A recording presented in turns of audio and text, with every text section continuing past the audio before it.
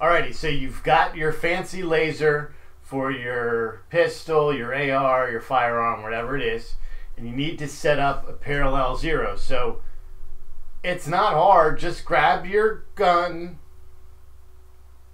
Oh man.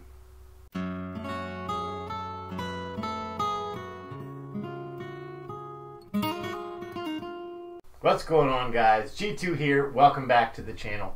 Last week we uploaded a video on the best placement and optic zero if you're going to run a laser on an AR, or in our second case was a 9mm. So that's all great and dandy, but how do you parallel zero your laser, right? So that's the key component of this. You're only going to need a couple things. You don't need to go to the range. You don't need to shoot one round of ammo to do this. Because remember, bullets drop. Your red dot or your reticle or your optic or whatever you're using, when you zero that to 50, 100, 200, 25, you're accounting in bullet drop to that, right? Lasers work on, like we mentioned, an infinite straight line. There is no drop. So your laser is always going to be where your laser is in relation to your bore. And that's what we need to know. So bore line, laser line, wherever it is, they need to be perfectly parallel, hence parallel zero. Here's what you need. So we're going to do this on our 9mm AR breakdown that we built on the channel. And let's put this together real quick. Sorry, I just like to show off because I absolutely do love this setup. Okay, one last thing. So, we've got our AR 9mm empty and clear.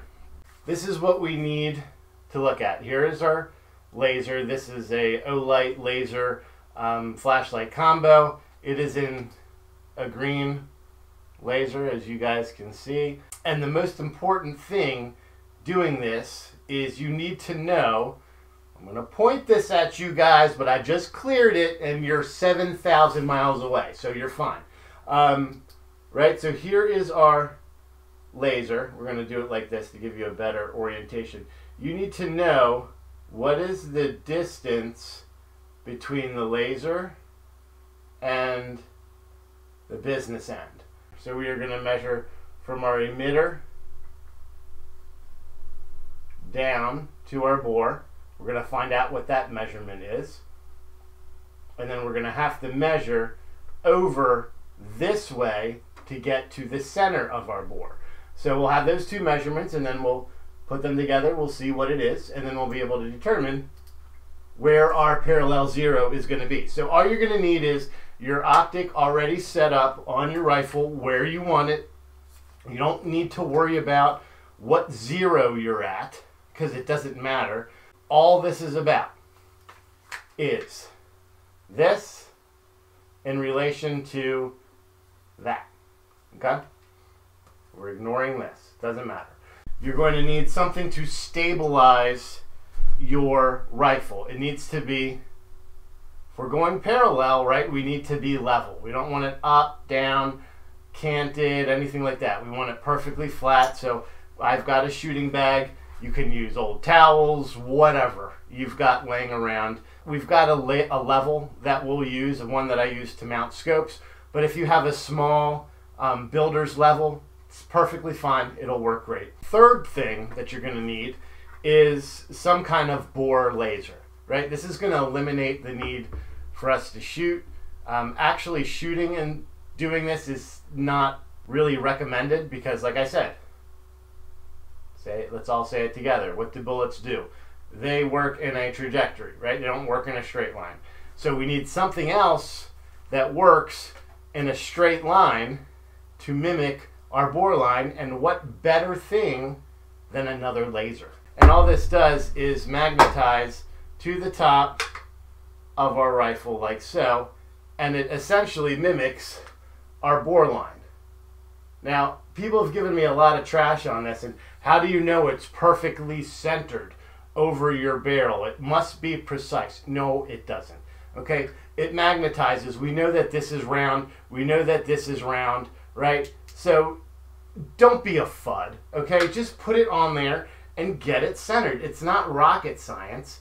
It's not hard to center a circle. We look at either side this way, that's good, and then you look this way, and it needs to come down a hair, right? And you just turn it, and hey, it's centered, it's done. Not rocket science. So let's head to a place where we've got a little bit of space, aka the garage, and we're gonna get this done in like 35 seconds. Okay, so here we go. We have it set up. We're on our bag, right? There's our bore laser in the front.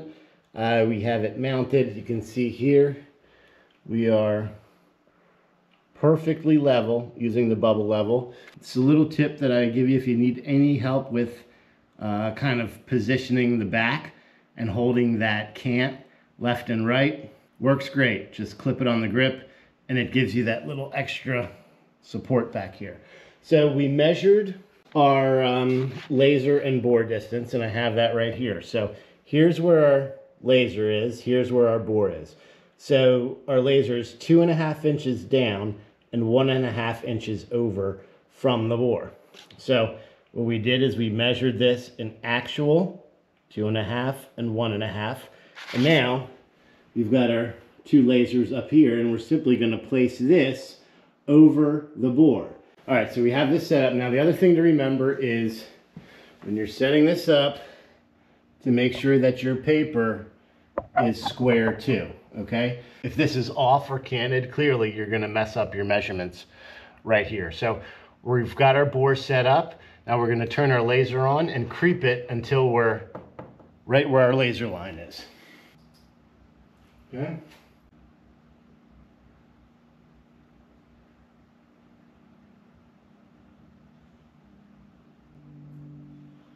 We'll bring our laser up just a touch.